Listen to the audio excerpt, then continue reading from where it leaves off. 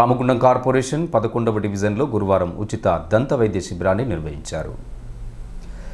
తాజా మాజీ కార్పొరేటర్ పెద్దెల్లి తేజస్విని ప్రకాష్ ఆధ్వర్యంలో శ్రీకాంత్ డెంటల్ హాస్పిటల్ సహకారంతో నిర్వహించిన ఈ శిబిరానికి డాక్టర్ సిరిచందన, డాక్టర్ రేష్మా హాజరై 11వ డివిజన్ ప్రజలకు దంత సమస్యలపై పరీక్షలు నిర్వహించి ఉచితంగా మందులను పంపిణీ చేశారు.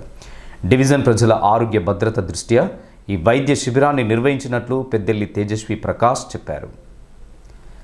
ఈరోజు 11వ డివిజన్ ప్రజల యొక్క ఆరోగ్యాన్ని క్షేమంగా చూడాలని వారి సంక్షేమం కొరకు మేము శ్రీకాంత్ డెంటల్ హాస్పిటల్ వారి యాజమాన్యాన్ని కోరిన వెంటనే వారు వచ్చి ఇక్కడ ఉచితంగా మా డివిజన్ ప్రజలు చాలా పేద మధ్యతరగతి ప్రజలు ఉన్నారు. వారికి ఉచితంగా దంత వైద్య పరీక్షలు చేసి వారికి పళ్ళ సమస్యలు ఏమైనా చెడిపోయిన పళ్ళున్నా వారికి ఇంకేమన్నా చికిత్స ఉన్నా చేయాలని చెప్పి డాక్టర్ గారిని కోరిన వెంటనే వారు ఈరోజు మా డివిజన్కు వచ్చేసి ఇక్కడ ఉన్న ప్రజలందరికీ వైద్య పరీక్షలు నిర్వహించి డెంటల్ సంబంధించి ఎలాంటి ఇబ్బందులు ఉన్నా కూడా వాటికి సొల్యూషన్ చెప్తూ వాటికి ట్రీట్మెంట్ కూడా చేయడానికి ముందుకు వచ్చినందుకు వారికి ధన్యవాదాలు తెలియజేస్తున్నాము.